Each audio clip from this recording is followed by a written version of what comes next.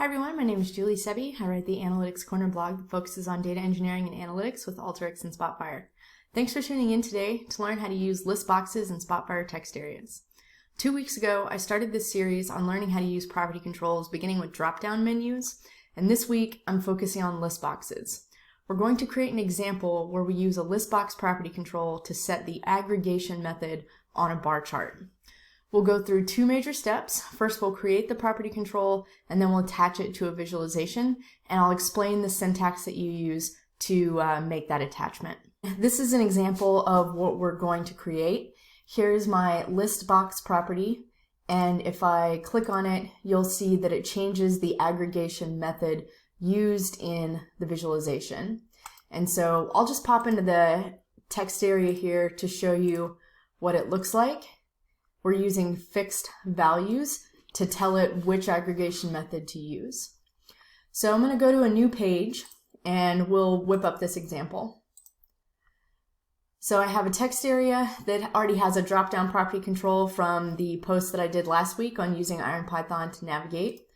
We will just open this up and I'll add a few HTML tags in order to separate this. Okay. And then in order to create the property control, we will click on the Insert Property Control box, and I will select List Box. Next week, I'll show the example for List Box Multiple Select.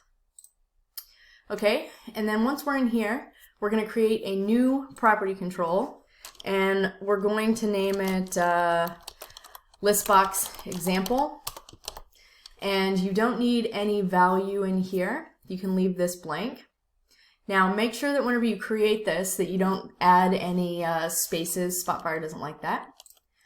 I'll click OK, and now I'm going to set my property value through fixed values. And in this case, what you put in the display name doesn't matter. However, the value must exactly match the aggregation that Spotfire uses. So for example, average is AVG. So your display name can be average, but your value has to be AVG.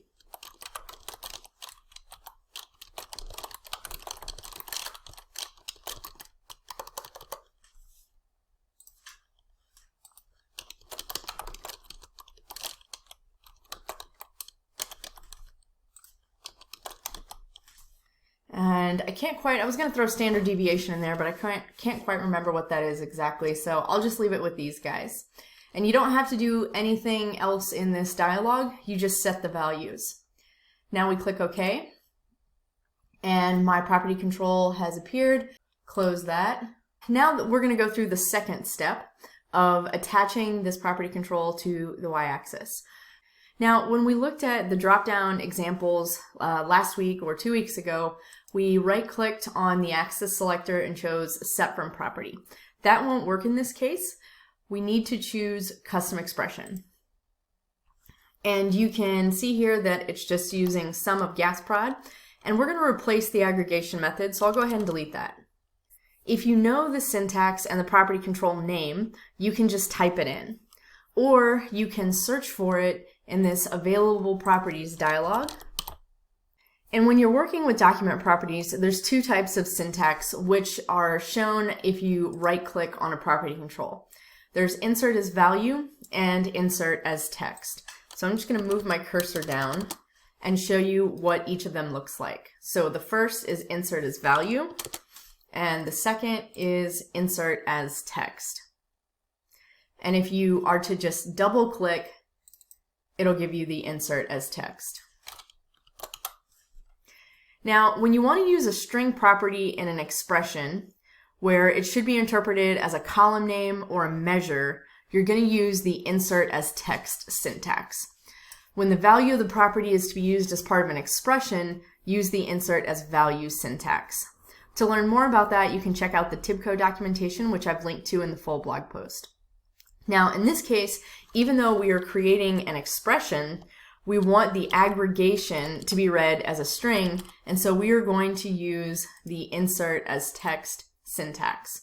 And so it's going to read this property control as the word sum, and that is exactly what we had previously.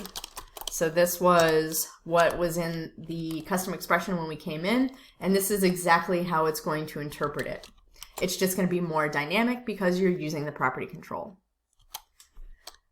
And if you ever struggle with which syntax to use, honestly, if one doesn't work, try the other one, and you'll probably find your answer.